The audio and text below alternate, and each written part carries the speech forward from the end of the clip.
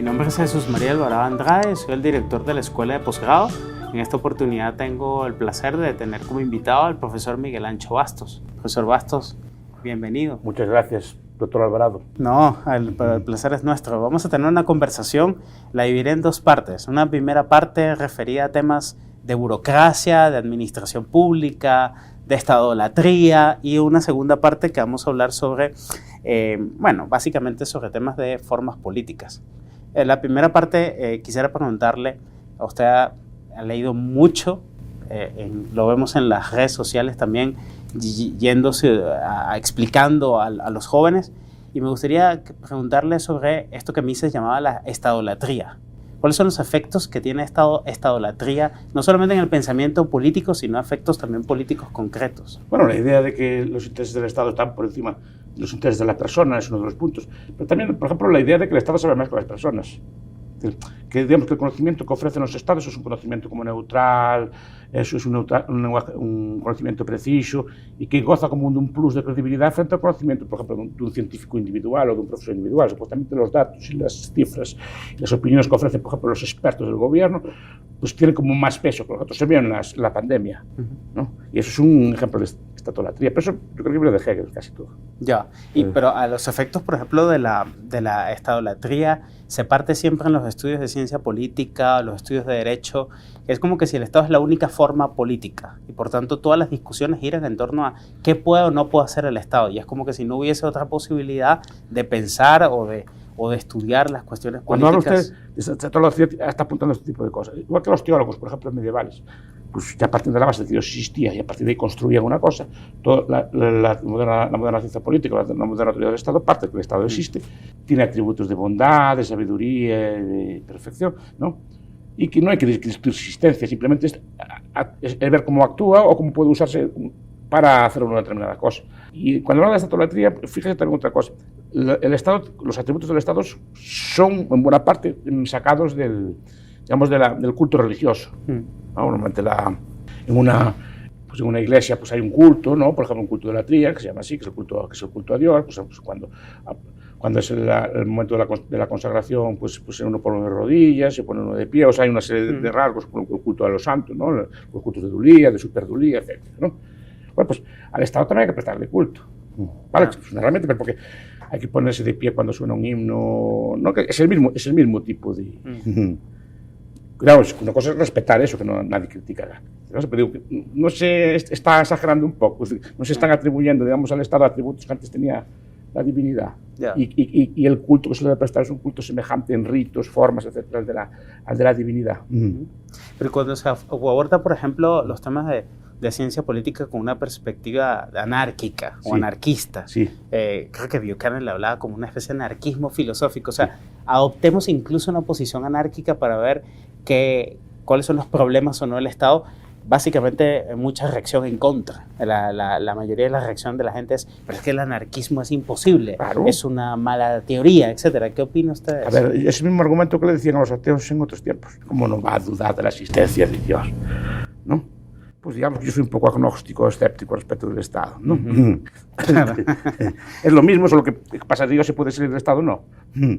Claro, y los efectos académicos debería al menos tener ese ejercicio, ¿no? Sí. Eso de tener una especie de visión anárquica para por lo menos contrastar cuáles son las ventajas que predica la estadolatría y cuáles son sus desventajas. No, claro, y explicar un poco el culto también, ¿no? ¿Qué es eso y por qué hay que rendirle, digamos, algún tipo de tributo, algún tipo de homenaje, escribirlo con mayúscula, por ejemplo, cosas así, ¿no? Antes, eso en español antes se lo usaba solo para Dios, por ejemplo.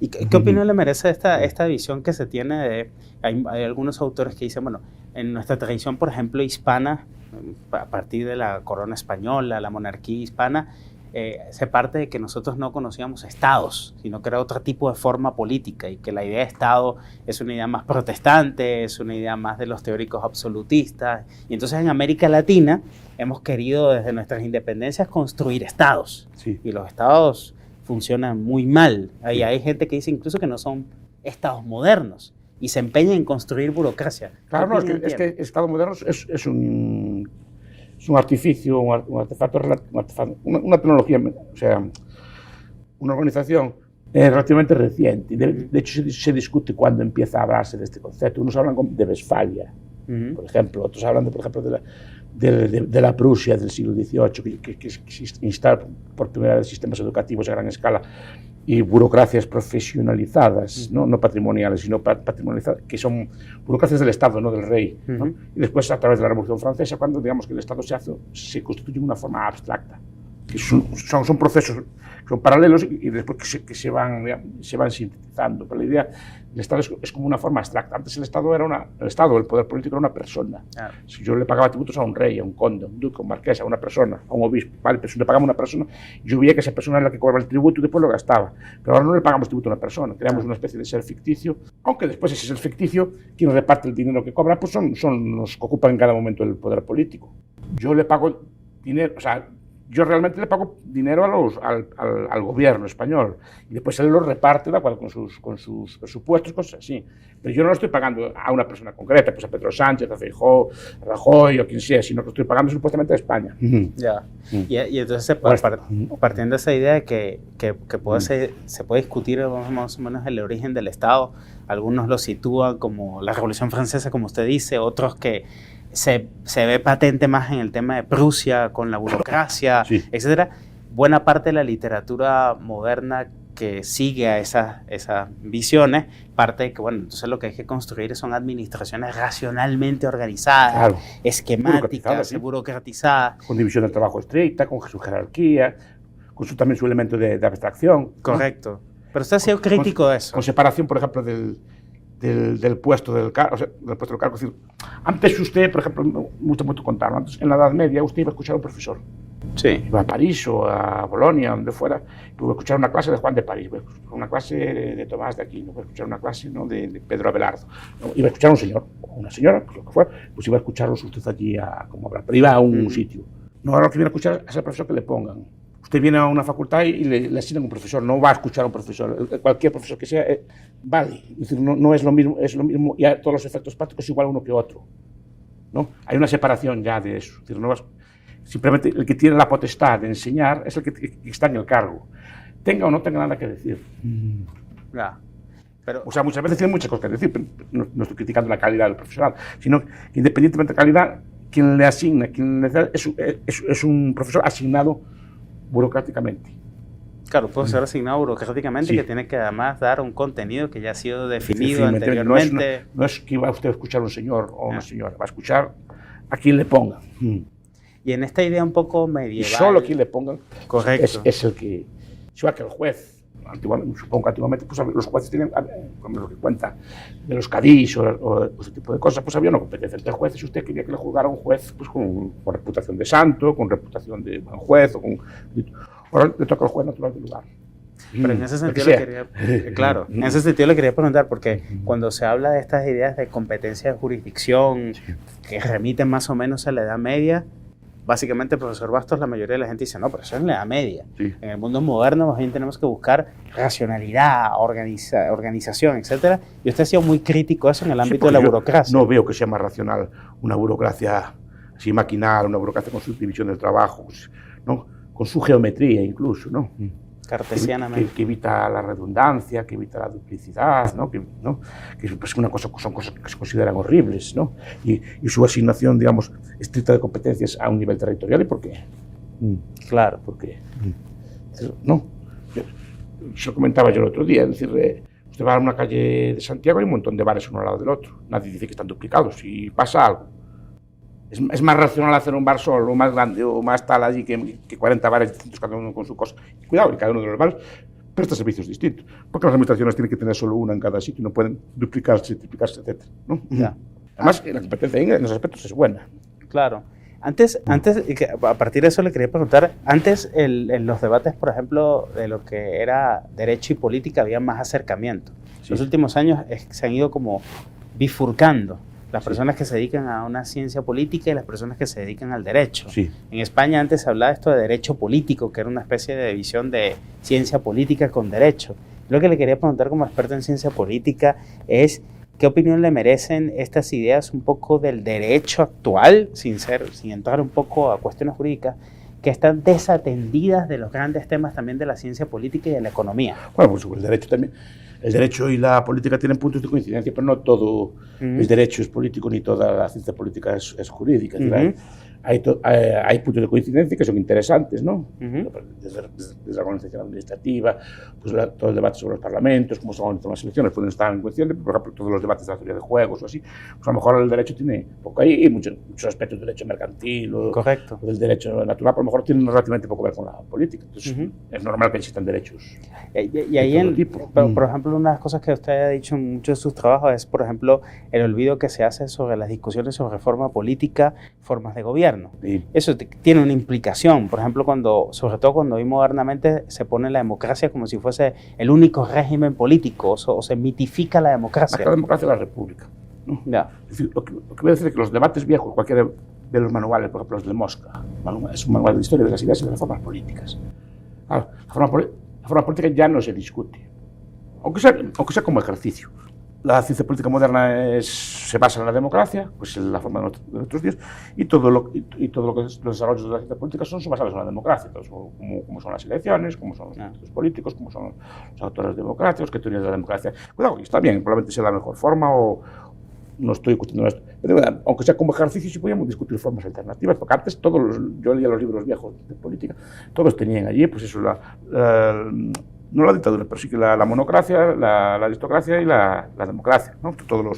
Y sus respectivas degeneraciones, como decían los tratados antiguos, ¿no? Pero como objeto democrático no se discute, o qué forma se puede haber, o por ejemplo, los debates que hay modernos sobre la tecnocracia, ¿no? Que se da de hecho, pero no se discute como una forma nueva, y las democracias modernas tienen un punto muy importante de tecnocracia, y eso no se discute. Es decir, hay muchas decisiones que supuestamente son democráticas que no se deciden democráticamente, sino que la deciden un grupo de expertos y deciden ellos lo que es bueno. Estamos viendo toda la política monetaria y muchas otras políticas, incluso la política sanitaria de estas pandemias, ¿sí?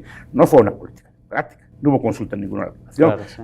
La tecnocracia, que también es una forma política potencial, no se discute nada de ella, se da como, bueno, los expertos deben gobernar, así y qué tipo de democracia queremos, etc.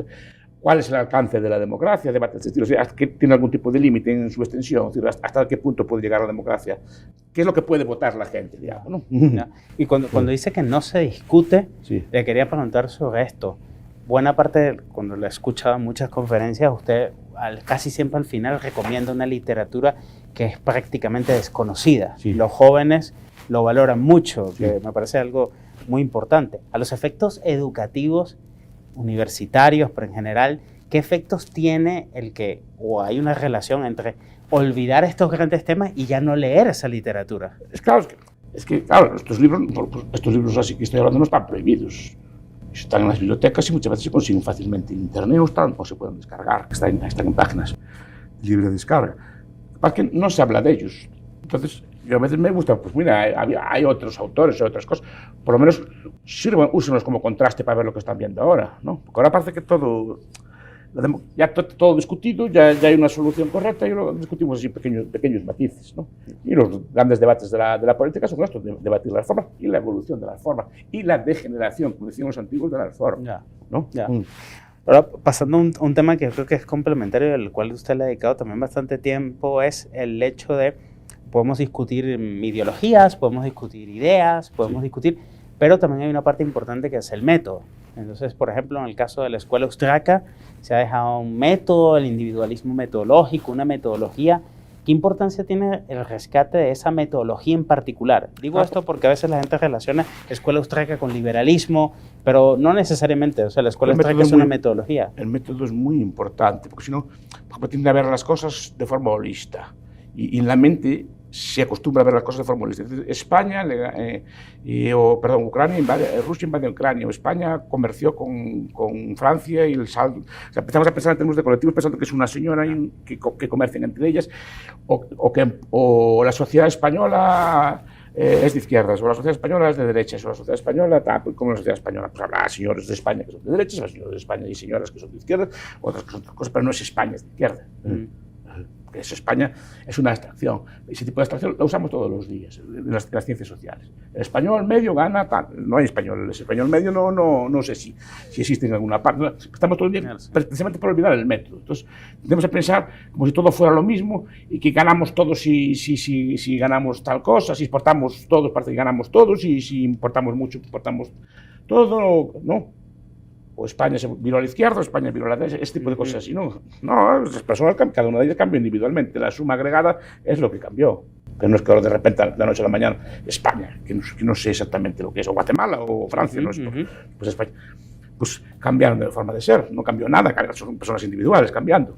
Sí, eso es como muy importante porque creo que eso complementa las discusiones de las ideas. O sea, que a partir de un método a lo mejor podemos tener más avances en las ciencias sociales, sí, como logró la escuela austríaca. Pues. Sí, por ejemplo, yo lo veo muchas veces en mediciones de ideología. El español es 3,9. Y dentro de España, pues Galicia es el 4 y otro es el 2. Y Galicia es el 4, el 2, que es una medición de ideologías. O sea, yo puntúo mi ideología de 0 a 9. Y usted puntúa la suya y tal, y toda esa mezcla agregada de todos los españoles da 3,2, pero nadie a lo mejor es 3,2. A lo mejor no es nadie en concreto, pero parece que España es así, ¿no? Hay muchos españoles muy de derechas, otros muchos españoles muy de izquierdas, otros son moderados, pero no es España el 3,2. España o Guatemala o Francia o Venezuela. Sí. Hay dos temas que le quería preguntar, que uno es el tema del constitucionalismo, donde sé que usted es un poco crítico, en el sentido de que todo el programa constitucionalista parte de esta idea de que, bueno, a partir de un diseño constitucional racional, podemos lograr entonces ampliar la libertad individual o las libertades económicas. ¿Cuáles serían las críticas que usted le hace al constitucionalismo en general? No, esto incluso autores tipo liberales como Cannon son mucho de establecer constituciones, ¿no? O Tulloch, ¿no? La idea de que por escribir un documento político, el documento político obviamente tiene influencia, el documento político pues, puede contribuir a la educación de las personas, pero el documento político, si no hay poder que lo respalde, al final queda en nada, ¿no? Muchas veces yo veo países, leo constituciones de otros países, bueno, derecho a no sé qué cosa, a la salud, a la vivienda, la infancia, y viajo a ese país que leo la constitución y veo pobreza, que no se cumple la vivienda, que no se cumple la salud.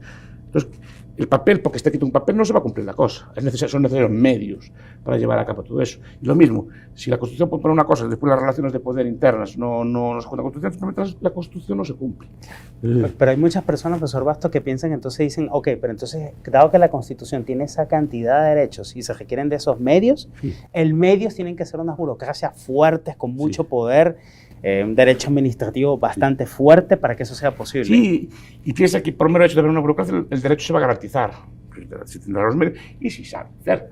La burocracia al final está hecha de personas también. Si las personas que están allí pues, no tienen buenos conocimientos o no son competentes o no tienen incentivos para hacer las cosas, muchas cosas no se cumplen o no se hacen. Hay muchos países muy burocratizados que las cosas siguen fallando igual. No es por tener ese tipo de cosas. Aparte que la burocracia tiene algún tipo de ventajas, pero no es la mejor forma de hacer las cosas, ni de asignar bien los recursos. Que tiene ventajas, por ejemplo, supuestamente es neutral, se adquiere con un principio de mérito. Yo creo que a veces es un poco un principio de desviación de fines. Porque querer garantizar la objetividad en el proceso, que es algo que está bien, no estoy discutiendo, la transparencia, todas las cosas, se priman una serie de principios, por ejemplo, de selección, que no son los adecuados para un puesto. Por ejemplo, yo quisiera contratar, por ejemplo, un vendedor de zapatos. Un señor o una señora que me vendía zapatos en una zapatería o que me atendiera la barra de un bar para mi bar, ¿no? Pues lo escogería yo, miraría cómo es, si es agradable, si sabe vender, si sabe comprar, si sabe atender a la gente. Eso sería lo que miraría. No le haría un examen, ¿no? Pero más del examen y este tipo de cosas es que, muy bien, yo lo que sé hacer es estudiar. Pero yo aprobando un examen, pues me ponen a atender a la ciudadanía y no, yo sé hacer exámenes, pero a lo mejor mi carácter, mi forma de trabajar no es la adecuada para atender al ciudadano. Claro. Y al revés, yo a lo mejor saco un examen para un trabajo que necesita pues, un carácter más seco o una cosa más seria o así. A lo mejor lo saco a una persona muy divertida simplemente porque se aprobó el examen. Yo lo vi en estaciones, pues gente muy osca atendiendo al público y gente con otro tipo de características atendiendo a la contabilidad. No quiere decir que lo hagan mal, ¿no? Pero digo, a lo mejor haciendo un cambio, pero no pueden cambiar porque lo que aprobaron fue el examen de esa cosa. O sea, no, es un principio de selección muy objetivo, pero no mide realmente las necesidades de servicio. Una pregunta que le quería hacer. Eso no quiere que los funcionarios sean todos malos. Digo, a veces el principio de selección mal asigna los puestos. Ah, bueno, claro, sí. Desvíalas. Sí, es una desviación de fines. Sí, así es.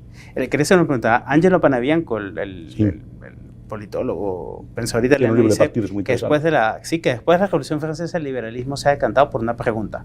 ¿Cuánto Estado es necesario? ¿Usted cree que eso es correcto? Eso.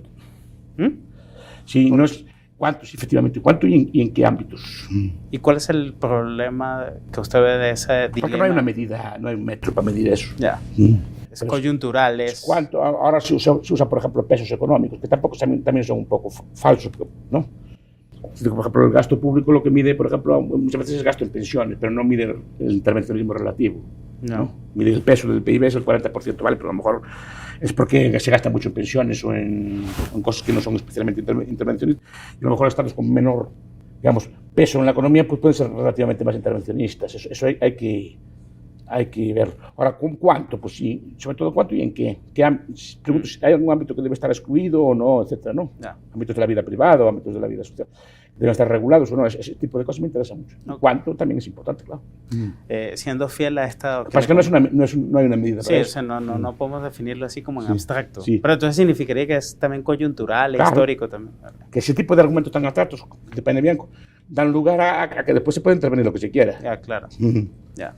Siendo fiel a lo que le comentaba, de que usted usualmente en sus conferencias, y en este caso es una entrevista, recomienda algunas obras, quisiera compartir con la gente que nos está escuchando, que va a estar en un programa de política con un método más o menos de esto del individualismo metodológico. ¿Qué literatura olvidada considera que es importante rescatar? Hay mucha. Le voy a decir a Burham, los maquiavelistas.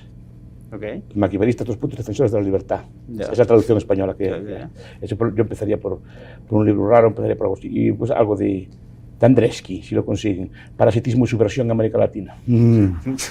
Bueno, profesor Bastos, muchísimas gracias por su tiempo, por la entrevista, y no sé si quisiera agregar algo más. Agradecerlos y que fue una entrevista muy, muy interesante.